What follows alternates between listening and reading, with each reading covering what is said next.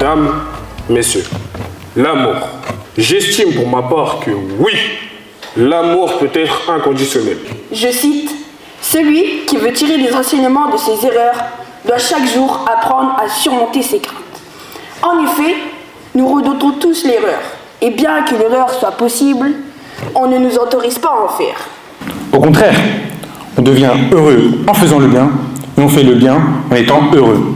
Trop timide, pas assez doué, mais pour échouer. Victoire, clean sheet, nombre de buts marqués, nombre de cartons pris. Je sais que je vais mettre mes entraîneurs à dos. Mais pour moi, le football ne peut se résumer à cela. Oui, mesdames, messieurs, vous êtes bel et bien des menteuses, des menteurs. Il ne faut pas juger sur les apparences. Je débute par ce conseil du poète Jean de La Fontaine, car nous sommes nombreux à tomber dans le piège du jugement au premier regard. D'une certaine manière, la pression démontre que le défi auquel nous faisons face est de taille et que la performance compte. Si chacun usait de sa liberté comme il le voulait, sans se soucier des autres, alors une telle situation conduirait à la guerre de tous contre tous. La liberté ne signifie pas l'absence totale de règles. Quel serait notre monde si aucune règle n'était respectée ou encore établie?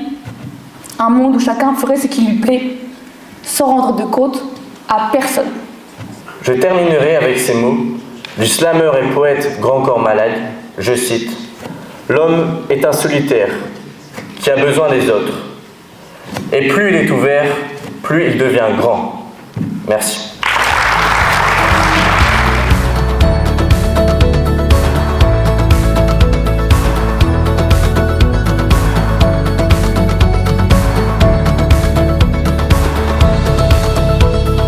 Il avait pour sujet « A-t-on besoin des autres ?» Louis Fou.